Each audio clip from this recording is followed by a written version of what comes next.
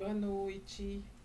Boa noite, né? Porque eu gravo de noite, mas não sei que horário. Vocês estão vendo essa aulinha, mais uma aí, que eu tô dando essa amostrinha para vocês. É, Meus futuros colegas de trabalho, espero aí, colegas de concursados de uma das duas secretarias, né? São duas oportunidades que saíram assim uma atrás da outra. Engraçado que depois que eu comecei a conversar com o pessoal e tal, o grupo já está formado. Tem pouquíssima gente ainda, mas é assim, né? A gente começa assim de pouquinho. É, Quando vocês verem o vídeo aí, gente, ajuda a gente, vai lá e dá um like. Porque quando vocês dão um like no vídeo, o vídeo começa acontece a divulgação do vídeo. Então, vê o vídeo aí, eu vi que tem alguns views já, então dá um likezinho no vídeo da gente, pra gente poder começar a ter divulgação, porque quando as pessoas começam a ver o vídeo, a gente consegue no futuro aí montar um curso bacana, tá bom? Que aí é o foco da gente no futuro, né? Fazer um curso bacana. Mas vamos ao que eu queria falar com vocês. Eu comecei a perceber quais são as dúvidas, certo? Então, toda vez que eu perceber a dúvida de vocês, eu vou começar a aula falando disso. Hoje é aula, hoje eu não vou fazer questão, tá certo? Não vou conseguir contemplar a aula inteira, porque eu não acredito, eu não tenho um método só, né? É, Concurso é muito individual. Eu acho que concurso não, né, gente? Aprendizado é muito individual. Você precisa buscar. E o meu curso vai oferecer isso quando eu trabalho com uma pessoa, quando eu dou apoio a uma pessoa, né, a um estudante, eu vou olhar a sua individualidade. Então, por exemplo, se eu tiver uma equipe, um grupo aí de 20 pessoas, a gente vai trabalhar individualmente com cada um no foco no que aquela pessoa precisa, né? Eu vou dar essas dicas, a gente vai trabalhar de acordo com o que, essa pessoa vai precisar desenvolver para estudar para aquele concurso. Então, eu trabalho no que dá certo para todo mundo, que eu vejo que vai ajudar todo mundo, certo? Mas uma coisa que dá muito certo é você entender primeiro o que é que você está fazendo. O cérebro da gente, ele colabora melhor com aquilo que ele aceita. Então, quando você entende, você aceita. Então, entenda bem o concurso. Não vá fazer um concurso com dúvidas. Então, eu já percebi que vocês estão com algumas dúvidas que são muito primárias. Então, toda vez que eu começar uma aula com vocês, eu vou dar a vocês algumas é, dicas do concurso. E são dicas que não são para esse concurso, são para todos os concursos, certo? E hoje eu vou dar uma aula, e aula, aprenda, coloque no coração. Não venha fazer aula achando que você vai ficar 4 horas, desculpa, escutando um professor falar no ouvido. Não é assim que funciona pra ninguém, gente, pra ninguém. Zero pessoas. Você tem um pico de aprendizado e você precisa entender qual é o seu pico. Claro que esse pico de aprendizado varia de pessoa para pessoa, mas você vai ter um pico de aprendizado e que você precisa respeitar. Então, 4 horas direto, você escutando eu falar aqui, não é lucrativo, tá? Não é legal, não é bacana. Eu penso em fazer uma aula no máximo de 1 hora. Mesmo porque o meu conteúdo, e ainda mais esse conteúdo de hoje, é um conteúdo extremamente denso. E todos os outros também, porque eu vou falar de legislação. Então a gente não vai fazer aulas, e quando a gente tiver um tete a tete aí com salinhas menores, que vocês vão ver que são aulas mais focadas e são aulas diferenciadas, não são aulas de YouTube, a gente não vai ter aulas maiores de 1 hora. Serão várias aulas, mas são aulas muito curtas. Então, são aulas mais focadas. Então, vocês vão ver que a curva de aprendizado ela é muito alta. Vocês vão se manter no aprendizado mais tempo. Por quê? Porque ela é mais focada. Não é o tempo que importa, é o tipo de aprendizado que a gente desenvolve, é o tipo de ensinagem, né, que a gente fala, né? É o tipo de metodologia que eu vou usar para focar você, certo? Então, prestem atenção, certo? Como assim, Mauricele? Quando eu falo para você, primeira coisa, estuda o edital, a primeira fórmula é essa, motivação. Acho que a motivação a gente já passou, né? Essa fase, né? Eu acho que todo mundo que pensa em fazer um concurso já sabe de todas as suas motivações para fazer um concurso. A segunda motivação é entender o concurso.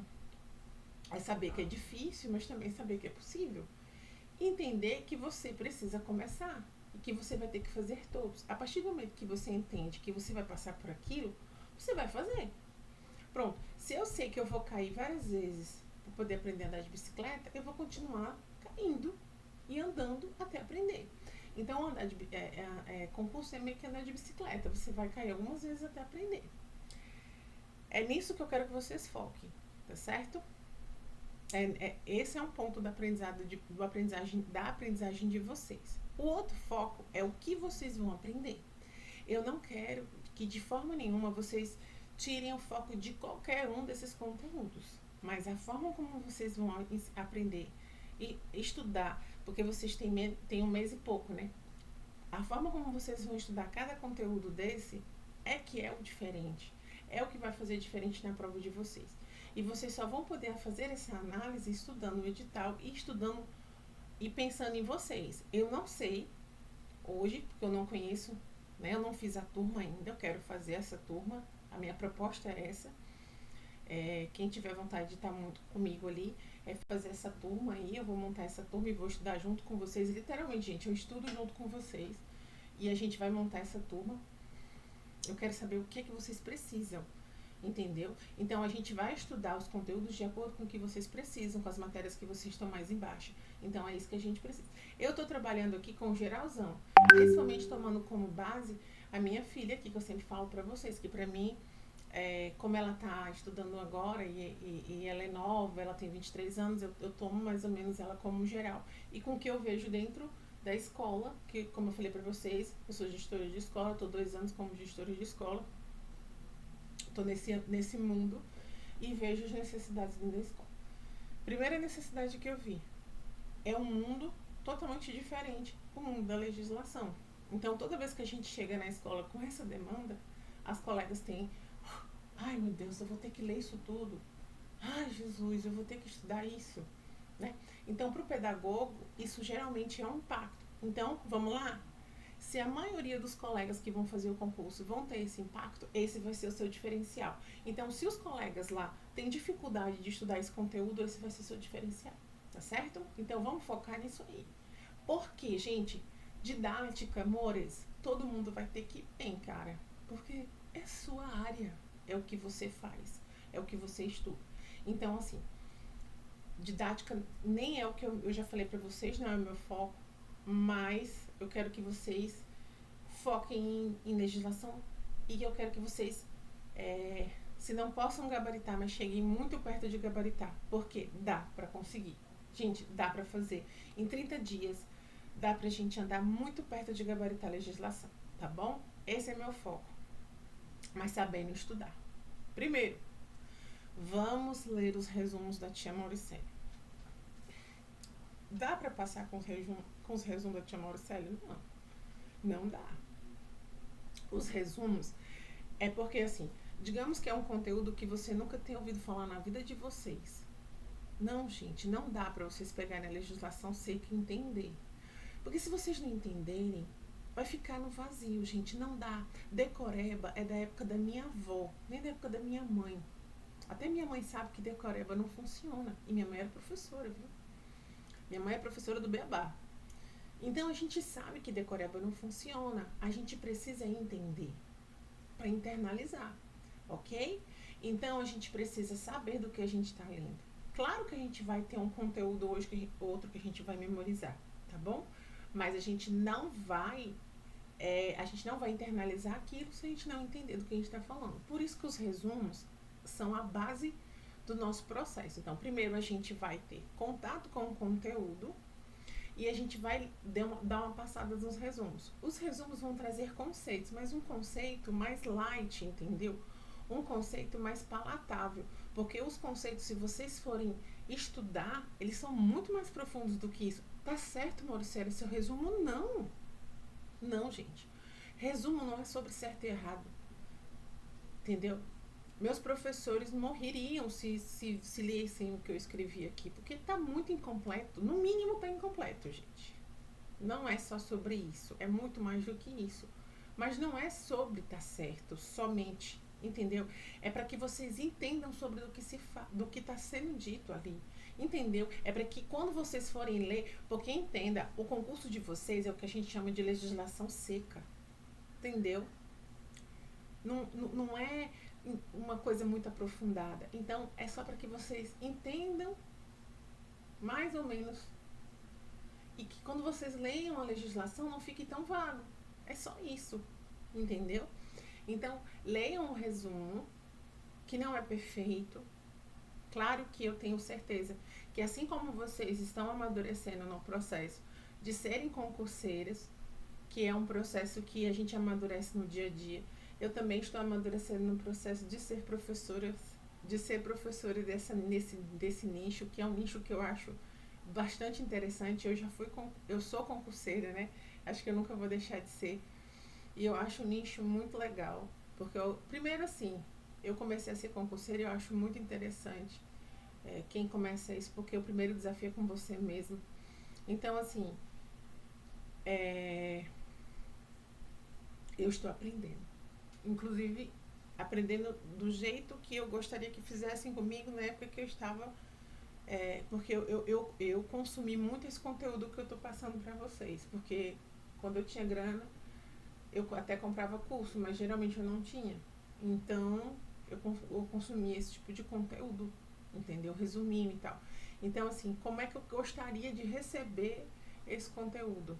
E é esse conteúdo que eu quero mostrar para vocês, que eu estou a fim de oferecer. Então, vejam aí que esse conteúdo vai muito, muito do meu gosto, mas aí a gente pode construir ele no longo do nosso trabalho, tá bom? Aí, inclusive, como é que vem esse resumo? Hoje eu recebi uma encomenda de mapa mental, entendeu? Da minha aluna aqui. Então, assim, já foi uma demanda que eu recebi. E eu não estudo muito por mapa mental. Eu estudo muito mais por esquema, que eu vou mostrar pra vocês também como ela. Não vou mostrar aqui no YouTube, né? A gente mostra lá no curso.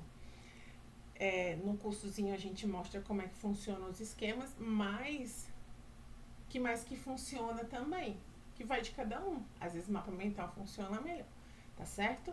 Mas vamos passar para a aula, porque era só para mim explicar um pouquinho como é que vai ser as nossas aulas, tá certo? Aqui, pessoal, eu vou voltar aqui, tirar minha carona da tela agora. Tá aí um resuminho que eu fiz. É um resuminho também que agora eu tive o prazer aí de lecionar para uma faculdade. E fiz esse resuminho porque eu achei interessante. Ó, professores e futuros professores e professores atuantes. Não façam como essa, professora. Antes de começar a aula, durante a aula, durante, molhem a garganta o tempo inteiro. Eu tenho calos nas cordas vocais, tá? Não façam isso. Molhem a garganta o tempo inteiro. A continuidade da sua profissão agradece, viu? Eu já fiquei rouca. Gente, quando eu tô dando aula, quando eu tô no ano letivo normal, é raro o ano que eu não termino afônica. Eu não me lembro do ano que eu não tive pelo menos um episódio. Enfim, né? Ossos do ofício. Volta pra cá. Fora que a acústica das escolas geralmente não privilegiam o professor, né? Aí depois é um assunto para outro dia. Vamos lá. A gente aqui, eu coloquei para vocês o sumário, mas esse aqui, se vocês forem olhar no edital, é para... Vamos lá, vamos ver se vocês lembram da aula anterior. É para acreditar em mim? Não, não é para acreditar em mim, é para ler o edital. Vai no edital, olha o edital. Tá escrito como, Mauricélia? Tá escrito desse jeito. Mas é para acreditar em mim? Vejam o edital, gente. Aprendam a estudar edital. Lá no edital tá Introdução aos Direitos Humanos, tá certo? E aí, gente, eu fui trazendo para vocês, no nosso resuminho, basicamente o que eu acho que é imprescindível que vocês leiam. Esse resumo meu aqui tá em PDF. Lembra que eu falei pra vocês? Não posso, Mauri. Não posso. Gente, eu nem lembro aqui. Deixa eu olhar aqui. Quantas páginas tem esse resumo aqui? Vou falar porque eu sou dessas. Não sou das outras. Gente, tem 13 páginas. Cara, dá pra ler, né? Combina comigo, né? Dá pra ler. Ai, Mauri, eu li, mas eu não internalizei. Cara, bota no leitor de PDF, tá bom? Mas dê seu jeito. Porque além disso aqui, você tem que ler os tratados, tá bom? Vamos lá. Conceito. Os direitos humanos estão no rol dos direitos internacionais, gente. Ou seja, não se relacionam com outros vínculos jurídicos. Gente, teve uma questão que eu vi, que depois eu vou trazer para vocês, que pergunta exatamente isso, tá certo? Se vincula a. Eu acho que a gente fez essa questão na aula anterior. Gente, eu sou doidinha, tá? Às vezes eu esqueço de uma coisa, eu esqueço do café da manhã que eu comi. Mas teve uma questão que versou sobre isso. Tá vendo aqui que ele falou? Que é do rol dos direitos internacionais. Ou seja, não se relaciona aos vínculos jurídicos. Tá certo? Por quê? Porque a gente está falando de autonomia. Parei aqui. Parei aqui. Por que eu parei aqui? Porque eu vou voltar para você, eu vou voltar com vocês um pouquinho no tempo. E aí eu vou abrir aqui uma coisinha que eu gosto muito de fazer, que é fazer um panorama histórico. Sabe, gente? Eu gosto muito.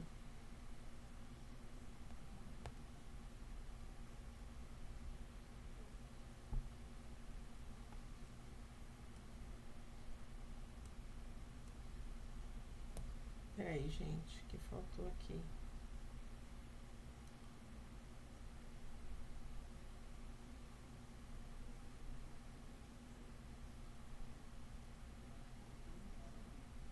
Pronto. Eu quero falar com vocês de um panorama histórico para que vocês entendam o que é direito civil. Ali eu falei para vocês que direito civil versa sobre direitos internacionais e não se vincula com o ordenamento jurídico, né, daquele país, não necessariamente, né? Mas o que é direito? O que é esse direito? O que é esse direitos humanos? De onde ele nasceu? Como é que ele começou? O que é direito? Porque existem vários conceitos que vocês precisam internalizar ou lembrar para que vocês associem. Eu acredito, na verdade, que não é que vocês não saibam. Eu lembro muito quando eu fiz as duas faculdades, é que, na verdade, a gente não associa. São conceitos. Eu acho que o problema e aí eu já posso conversar com vocês sobre didática e sobre BNCC e sobre alguns planos educacionais que a gente tem hoje no Brasil e que eles tratam sobre isso, é sobre a contextualização. Então, quando a gente fala sobre contextualização, é a gente trazer o conteúdo, é a gente trazer o conteúdo para dentro.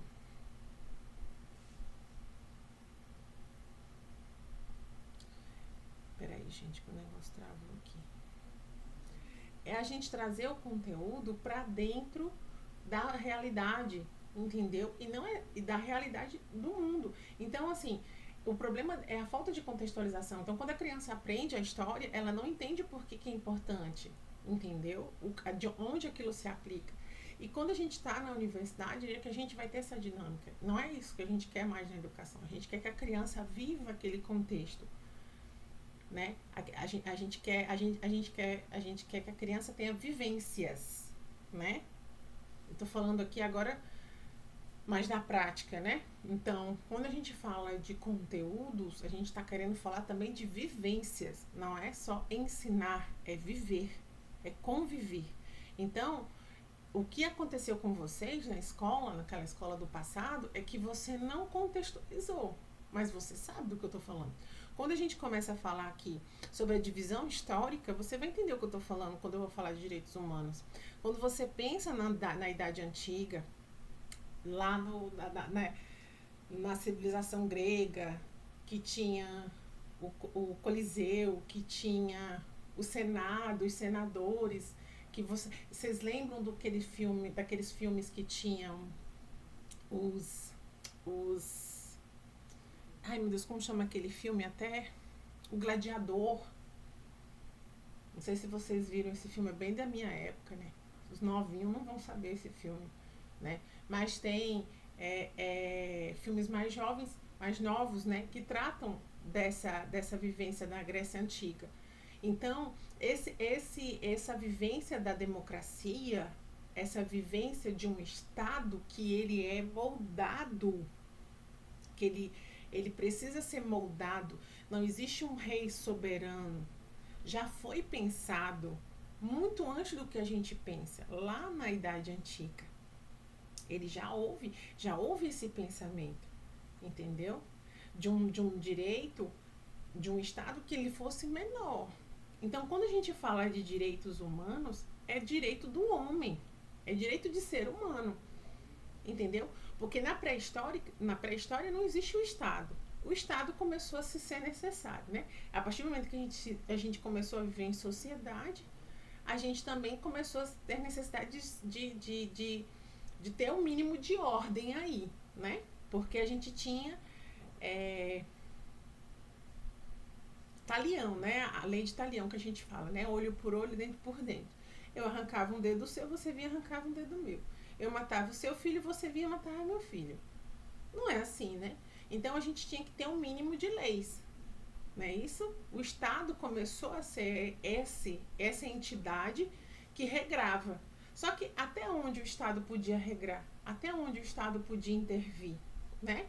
Então, o pensamento de república, onde existia homens, ou um homem, um coletivo de homens escolhido pelo povo, é, que fosse reger esse povo, né, que fosse pensar para esse povo, começou na Idade Antiga. Só que muitas diferenças, né, porque naquela época ainda se pensava que existia um povo,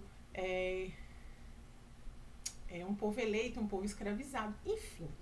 Mas entenda que o pensamento de que deveria ter um Estado que tutela e um Estado que protege, isso é antigo.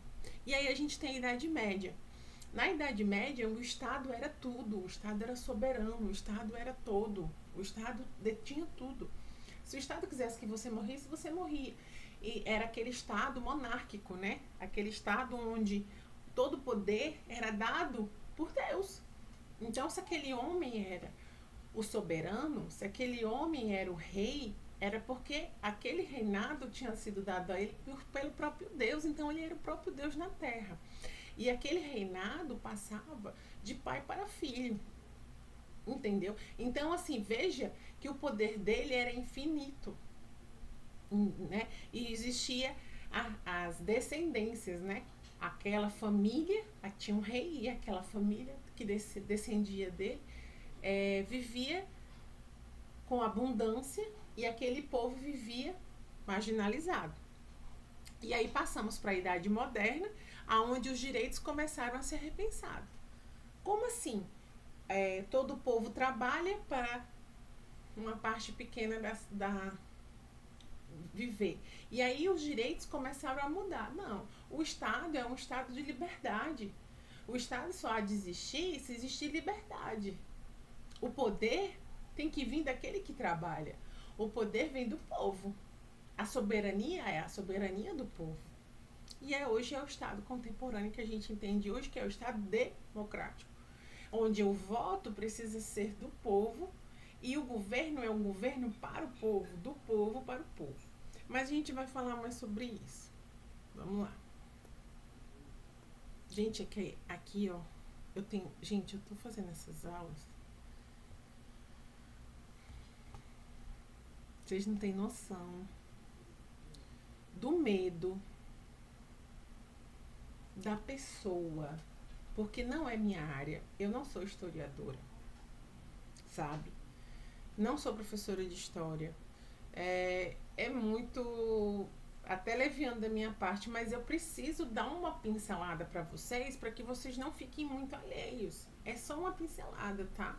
Outra coisa, se tiver dúvida, pesquisem aí, mas é só uma pincelada, tá bom?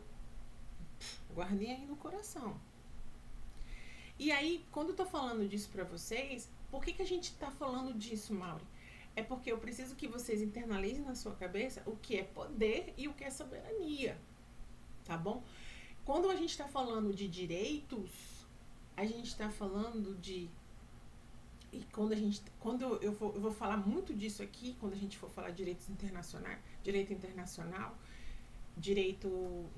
não, quando a gente vai falar de direitos humanos, quando a gente está falando de direito, quando a gente está falando de direito humano, de soberania, de poder, não confundam, tá certo? Não confundam, prestem atenção. Os direitos humanos, ele está acima de qualquer soberania, certo? Porque hoje em dia a evolução da sociedade, deixa eu abrir esse slide maiorzão aqui, porque depois eu vou ler isso para vocês. Gente, eu botei aqui, viu a fonte de onde eu peguei. O Estado, ele é muito importante, ele é soberano. Mas essa soberania desse Estado só existe pelo povo. Eu estou resumindo, gente, porque isso é uma aula que eu dei uma manhã inteira, que eu daria em uma manhã inteira, mas eu estou resumindo aqui para vocês. Depois eu posso até botar no canal. Mas entenda, a gente precisa do Estado, porque o Estado precisa de nós para existir. Então, a soberania vem do povo, o povo é o Estado. E o Estado existe somente para proteger o povo. Não existe um Estado sem povo, ok? Ficou claro isso? Então, a soberania é do povo e para o povo. Então, os direitos humanos são os direitos que estão acima da soberania. Então, o Estado não é maior do que isso. A dignidade da pessoa. E aí vocês vão ver aqui, quando a gente for falar dos direitos humanos, quais são as hierarquias, quais são os direitos humanos. Entendeu? Porque, assim, primeiro direito, e é o mais importante que a gente fala, que é o de primeira geração, é o direito à liberdade. Eu tenho o direito de ser ou não ser. Eu tenho o direito de vir ou não vir, de ir ou não ir. Entendeu? Por quê? Porque o primeiro direito que eu tenho é de liberdade. Porque a soberania é minha. Entendeu? É isso que a gente... as pessoas falam, é o direito dos manos, né? Gente, pelo amor de Deus, eu tenho o direito à minha dignidade, independentemente de qualquer coisa. O Estado punidor, ele não pode ser maior do que eu. Porque eu sou o Estado. Ai, Mauricélia, você está defendendo? Eu não estou defendendo ninguém. Eu só estou dizendo a vocês que a gente tem que tomar cuidado. A vida é o bem do homem. Só que não existe só vida. A vida é a dignidade, a liberdade, o direito à propriedade. Vocês vão ver aqui os direitos sociais, o direito social. Vou falar direito social. Por que a gente repete direito social? Porque direito social é direito à educação, direito ao trabalho, direito ao lazer, direito à saúde. A gente precisa existir, e para existir o humano precisa de tudo isso. Guardem na cabeça, gente, a palavra social, porque é um direito. Eu sei que na prática são os direitos que a gente não usufrui, gente. Eu não estou dizendo que a gente tem, mas a gente tem direito, tá certo? E direitos humanos é isso. Não é só direito à vida. Sabe por que não é? Em caso de guerra, a proteção do direito do povo tutela o direito do Estado a matar o outro. Nossa, Marcela, que loucura. De onde você tirou isso? Eu vou explicar. Eu sou brasileira. O meu direito à soberania popular, meu direito a ser brasileira, meu direito de brasileira, o direito que eu dou ao Estado brasileiro de me proteger, diz que em estado de guerra, o governo brasileiro pode matar em meu nome para me proteger. Veja que o direito à vida, ele não é absoluto para o outro, desde que seja para proteger a soberania. de um povo. É um povo, gente, que está sendo protegido. Entendam como isso é muito grande. Tá entendendo?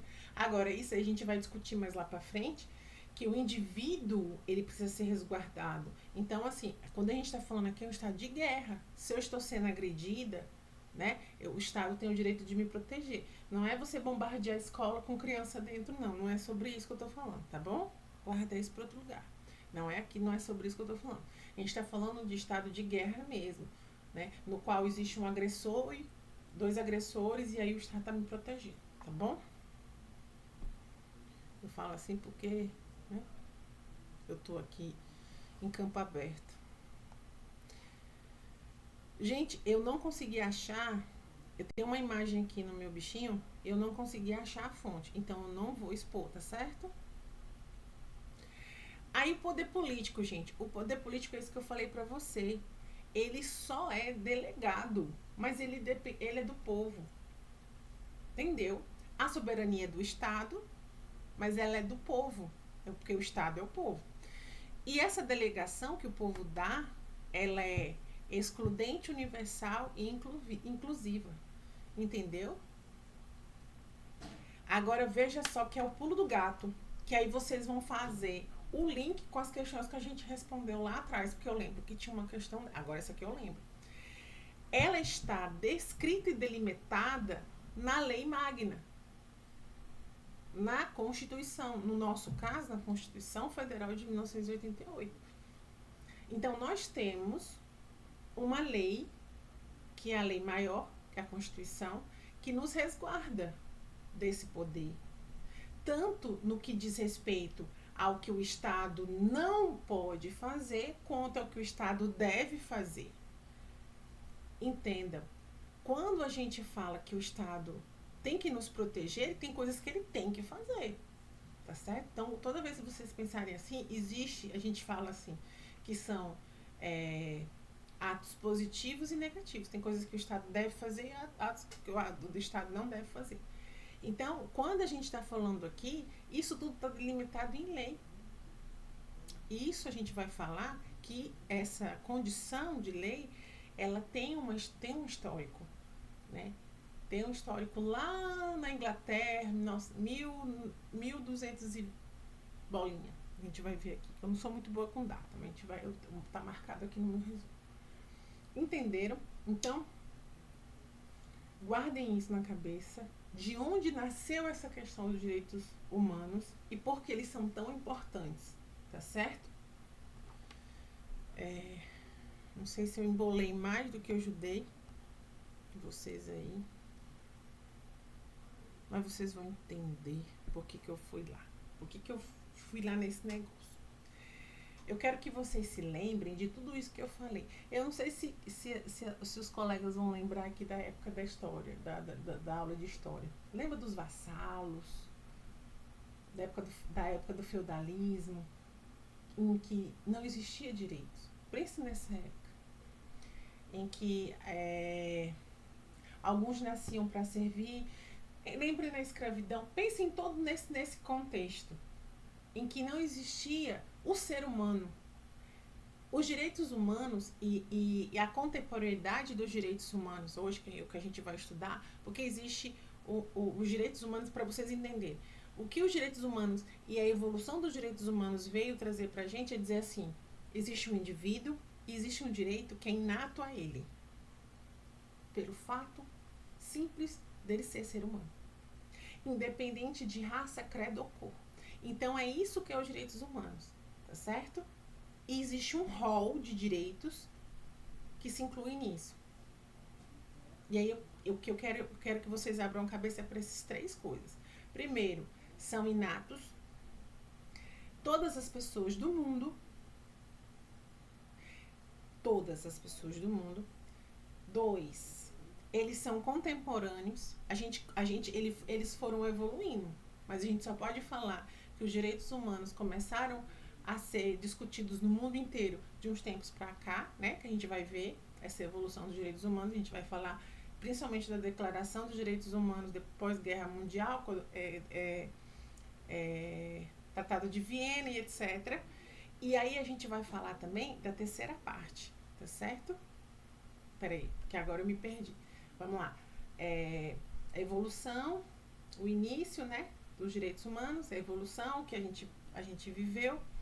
Depois, os tratados que a gente foi evoluindo e os direitos que ele contempla, tá certo? Que a gente fica muito preso achando que direitos humanos é sobre viver ou morrer. E não é só sobre isso, porque a gente não é só viver e morrer, tá certo? Viver sem dignidade muitas vezes não é bom, né? Então é sobre dignidade, é sobre liberdade, é sobre direitos sociais, é sobre muitas outras coisas. Então abram a cabeça. Então ele está falando aqui, tais direitos independem de raça, nacionalidade, etnia, idioma, religião, etc., foi o que eu já falei para vocês, referem aos direitos universais aceitos na ordem internacional, pois tratam de direitos atribuídos à humanidade em geral por meio de tratados internacionais, impõem ao Estado uma dupla face. A primeira face de omitir e a outra face de proporcionar dignidade humana. Então, veja, no resumo, eu falei, não sei nem quantos minutos já que eu tô aqui galerando para vocês. Mas eu resumi, eu tentei explicar para vocês detalhadamente o que está escrito aqui. Tá certo? Guardem esses três conceitos.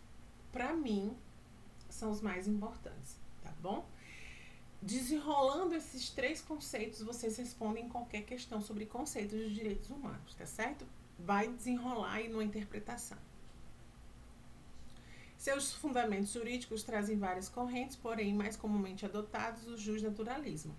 Nele, os direitos humanos decorrem de conceitos inatos, inseridos ao ser humano. Nascem com o homem. Tá vendo o que eu falei? Independe. Você é homem. Sendo homem, você tem direito. Tá certo? Não vou explicar justnaturalismo porque é um mundo. Nem me sentiria capaz, né? Mas basicamente é isso, tá bom? Imutáveis e universais. Guardem na cabeça. O direito à dignidade, gente, daqui a 1000 anos o homem vai continuar tendo, tá bom?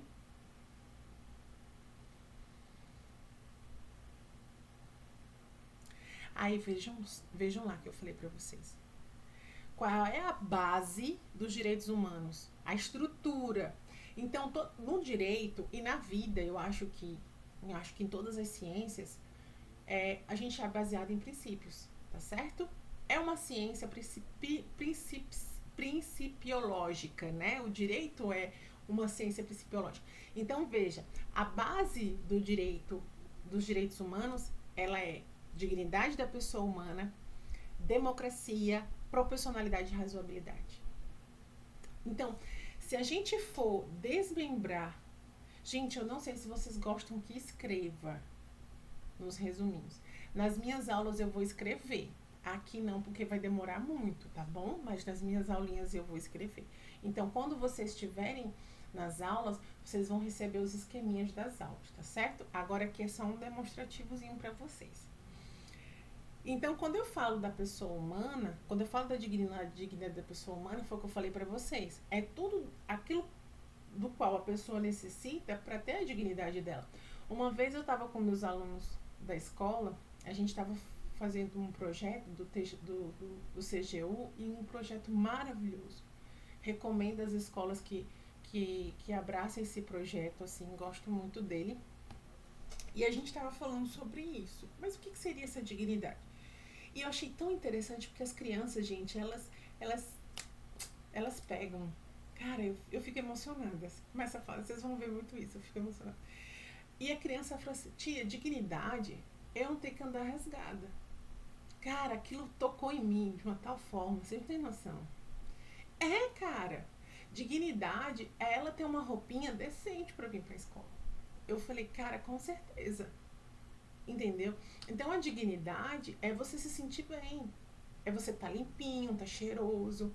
A criança, a gente fala, o povo fala muito do Bolsa Família, mas é isso, é a criança se sentir bem, a criança não se sentir excluída. É a criança abrir a bolsinha de lápis e ter o lapisinho lá para ela fazer a tarefinha, entendeu? Então a dignidade é muita coisa, envolve muita coisa. Não é, eu não tenho hoje o que comer. Tá, gente. Mas não é dar o prato de comida. É dar o prato de comida, a cadeira, a mesinha limpinha, tudo para você sentar e comer. Dignidade é muito mais, né? A democracia. Lembra que eu falei para vocês? Não, gente, não há direitos humanos se eu não tenho liberdade de escolha. Gente, é básico, né? Aonde estão os meus direitos humanos se eu não sou humano para escolher meus rumos, né? Eu acho que eu nem preciso mais falar sobre isso. Proporcionalidade e razoabilidade, né, gente? Tudo no mundo, né? Eu gosto muito dessa frase, né? Tratar os iguais na medida que desiguala. Eu acho que proporcionalidade e razoabilidade é isso, tá bom? E aí, pessoal, eu não vou ler isso aqui, mas é importantíssimo que vocês tenham um panorama da história dos direitos humanos, tá bom? Então, vocês peguem esses tópicos e deem uma lida, que aí você vai ter um panorama do início, de como a gente pensa, poxa, a gente passa desde o início lá, de como começou a se pensar o mínimo, vamos lá, de liberdade, que a gente está falando muito sobre isso, direitos humanos, a base dos direitos humanos da liberdade, quando a gente começou a pensar sobre isso, até os dias de hoje, tá certo? E aqui, pessoal, no edital, e aí eu acho que talvez a gente possa ter que levar um tempinho para fazer isso, e aí nas minhas aulas eu talvez detalhe um pouquinho mais, se a gente for. No momento, até o momento, eu ainda não vi questões. Estou fazendo uma pesquisa mais avançada. Eu ainda não vi muitas questões que versem sobre esses tipos de direitos, tá certo? Aparecendo, eu trago pra gente aqui no canal, tá bom? No momento, eu não achei. Achei de direito. Vou trazer de provas de direito. Até se vocês acharem questões de educação que versem de direitos humanos, que tenham esses direitos aqui, essa categorização dos direitos, tá bom? Pode mandar pra gente aí, pra gente fazer, mas eu ainda não achei. A questão pode ser que caia, porque tá no edital, tá bom? Então, assim, a gente vai passar por elas, mas é um tema bem complexo, tá bom? Por quê? No direito, a gente tem direitos de primeira, segunda, terceira, quarta e quinta dimensões, tá certo? E as dimensões do direito, a gente tem essa noção de que são direitos mais importantes do que outros, mas não, todos os direitos são importantes, eles só são a evolução, certo? É como se fosse uma evolução. Vamos pensar aí. Os direitos civis são os direitos básicos, são os seus direitos perante o Estado, tá certo? São os seus direitos de existir perante o Estado. Os direitos civis são os direitos básicos. Eu acho que vocês devem ouvir muito falar em direitos civis quando a gente fala do apartheid nos Estados Unidos, na África do Sul, quando a gente fala da época naquela a questão racial nos Estados Unidos, né? Que foi a evolução dos direitos civis nos Estados Unidos, tá certo? E o apartheid lá na África do Sul, que foi a diferenciação, né? Que foi uma passagem de tempo na legislação daqueles países com relação aos direitos civis, que existia uma diferenciação em quem era branco e quem era negro. Então era como se as pessoas brancas tivessem direitos perante o Estado e o Estado não poderia fazer coisas com aquelas pessoas, e com as pessoas negras o Estado poderia tudo. Aí eu tô falando assim, gente, mas é muito raso a minha explicação, mas é só para vocês entenderem que os direitos de primeira geração são direitos básicos, são direitos de proteção, de olha, o Estado, peraí, Estado, você não pode vir aqui me bater, peraí, Estado, você não pode vir aqui tomar meus filhos, peraí, Estado, você tem que me tutelar, você tem que me dar educação, você tem que me dar saúde, eu tenho o direito de estar aqui tal qual como aquela outra pessoa. São direitos civis, são direitos básicos, tá certo? Direitos humanos de primeira geração, tá bom? Vamos ler aqui, ó. Esses direitos possuem inspiração liberal, vinculada à autonomia de defesa, fundada na pré-existência de tais direitos em relação ao Estado, o que possibilita a intervenção sistemática, salvo para a própria garantia desse modelo de máxima liberdade. O Estado liberal, Estado mínimo, Estado guardião, obrigação de abstenção do Estado ou não fazer sobre as relações privadas, limitando-se a situações excepcionais. Então, é isso que eu falei para vocês. É a liberdade, meus amores. Qual é o maior direito do ser humano? Liberdade. Né? Que é lá da Revolução François, né? Revolução Francesa. Então, o maior direito do homem é a liberdade. Então, o direito civil é um direito de primeira geração. Então, esse direito é o primeiro direito, o mais importante, porque a partir do direito à liberdade, a gente pensa, né? A gente conquista os outros direitos, tá certo? Pense bem. Se eu sou o Estado e eu sou soberano, se eu sou o Estado soberano, eu sou o povo e eu tenho liberdade, eu vou ser representado por aquele que eu quero. Eu tenho liberdade, entendeu? Se eu tenho liberdade, eu tenho representatividade, tá certo? Olha só. Além do direito civil, atrelado a ele foi esse ganchinho que eu deixei, que chama direito político. A partir do momento que eu tenho liberdade, eu tenho escolha. Então, o Estado, ele é grande. A gente trabalha por representação ou de um ou de muitos. Aqui no Brasil, nós temos 3 poderes. Nós temos dupla representação. A gente tem representação executiva e parlamentar. Então, o direito político decorre da liberdade de voto. Entendeu? Então, o direito político também é um direito de primeira dimensão e é um direito internacional. É um direito humano. Por isso que muitas vezes a ONU intervém em estados totalitários, não muito como deveria. E aí é por isso que existem essas discussões que não há de se dizer que um estado totalitário tem direitos humanos, porque o primeiro direito, o direito de primeira geração já foi negado, que é o direito de escolha. Se você vive num estado totalitário, como é que você escolheu? Ou como é que você tem liberdade se você não escolheu?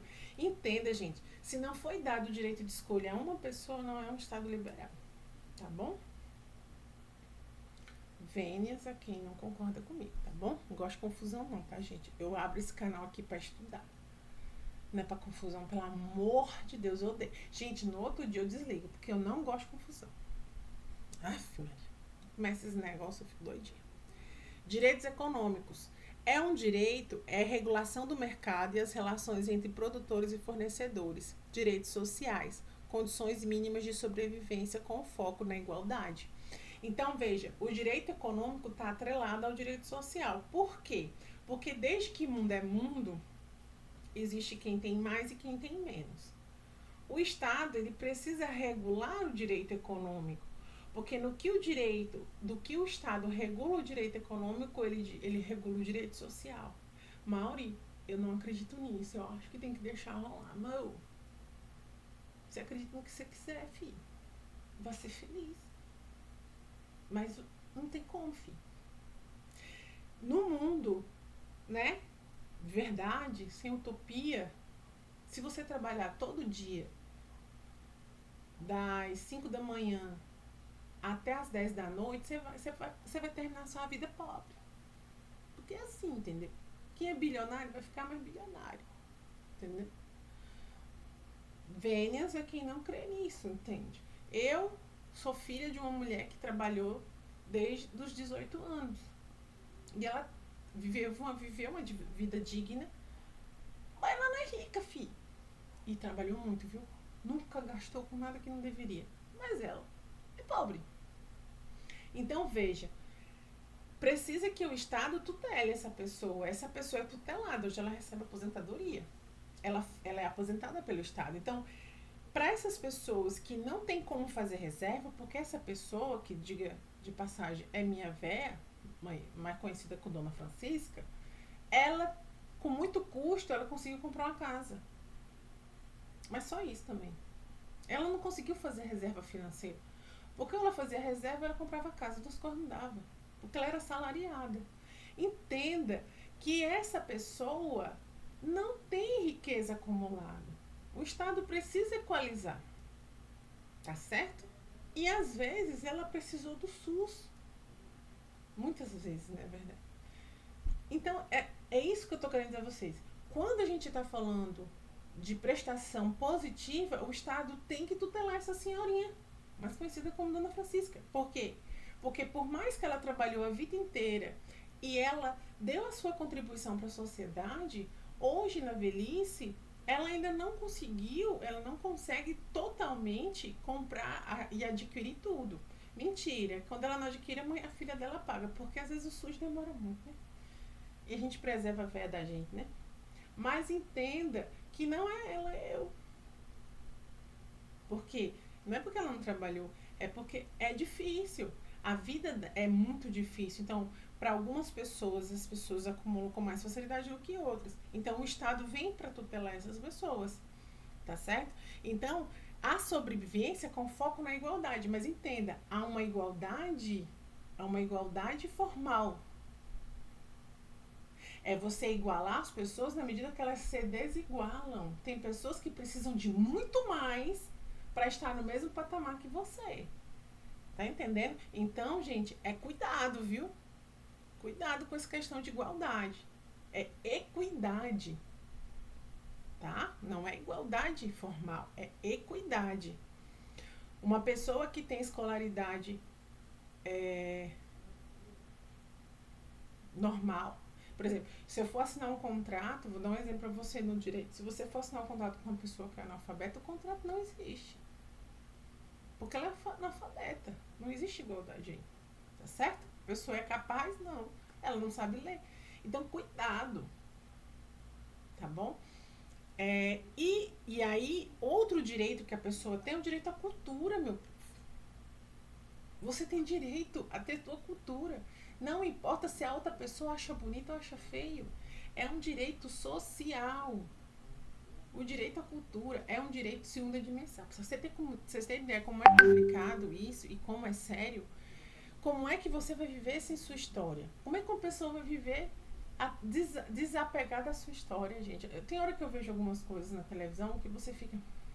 Como é que você vai negar a criança a sua estrutura histórica? Não pode. Então, no currículo, eu estou puxando para a educação, porque é a nossa área, no currículo da escola, a gente precisa visar, sim, o conteúdo da criança. Não é o nosso. Tá bom? Não é o que você acha. É contextualizado com a realidade da criança, tá certo? E vocês vão ver isso no plano da educação. E aí a gente vai... Falta 10 minutinhos. Chegando na Declaração Universal dos Direitos Humanos. Amores, é o seguinte. Leiam com todo amor e carinho essa parte. Eu, particularmente, aqui é muito mais ler mesmo, sabe? Porque, assim, é lembrar do sistema, tá bom? É lembrar da época da escola. Não tem dificuldade de vocês lembrarem disso aqui. Gente, agora que eu vi que eu não formatei esse parágrafo, eu tenho um toque. É as madrugadas, sabe? Eu tava fazendo. Mas tá sem formatar, viu? Desculpa aí. E aí vocês leem, tá bom? Fazem as marcações. Aqui ele tá bem separadinho, as etapas mais importantes, tá certo? Vamos lá, deixa eu ver aqui o que mais que é muito importante de eu falar. É isso. Leiam sobre a Declaração de Direitos Humanos. Direitos Humanos no Brasil. Aí eu falo para você do panorama brasileiro, né? O que aconteceu? Quando houve a Declaração de Direitos Humanos, nós pós-Declaração de Direitos Humanos, nós vivemos uma ditadura militar. E aí aconteceu o quê? Uma quebra, né, dos direitos humanos, porque, vamos lá, se houver essa pergunta na prova, vocês vão responder que foi o motivo pelo qual houve uma quebra dos direitos de primeira geração, né? Os direitos políticos, né, não? Então, sim, era onde eu queria chegar com você. O que é que eu fiz? O que é que eu fiz aqui no final? Eu trouxe para vocês as convenções que eu achei mais importantes, tá certo? Claro que aqui eu posso ter puxado, deixado alguma coisa de fora. Deixa aí nos comentários, se quiser entrar em contato com a gente também, para falar se vocês acham que a gente deveria falar sobre mais alguma dessas convenções, tá certo? Eu vou encerrar a aula, Paula, não ficar muito longa. Marcela, você vai voltar na Declaração de Direitos Humanos? Sim, vai ser uma aula só sobre a Declaração de Direitos Humanos, por isso que eu parei, tá? A gente vai fazer uma aula só sobre a Declaração de Direitos Humanos, tá? Porque é preciso, é necessário. Eu não vou fazer sobre as declarações, sobre as outras, mas sobre a Declaração de Direitos Humanos eu vou fazer. Quero fazê-la curtinha, no máximo de 20 minutos, mas eu acho ela muito importante. O Pacto pela Educação, o Pacto não, o Plano da Educação de Direitos Humanos também eu vou fazer uma aula curtinha de 20 minutos, 25 minutos no máximo, mas eu vou fazer, porque eles são muito importantes. Só que quando eu for fazer, não vai ser nessa temática. Vai ser eu puxando as partes que eu acho mais importante e que eu acho que eles podem perguntar, tá certo? E no final eu trago umas 2, 3 questões pra gente resolver. Vai ser assim mais ou menos a temática das aulas, tá bom? Mas os resuminhos vão ser assim, tá bom? Porque não adianta a gente ficar aqui horas e horas falando e ficar muito pesada a aula, tá? Quem quiser entrar em contato com a gente aí nos comentários do vídeo, quiser fazer parte do nosso grupo, entrar em contato com a gente, comenta aí no grupo, a gente fala com vocês depois, tá certo? Um beijão aí, até a próxima aula.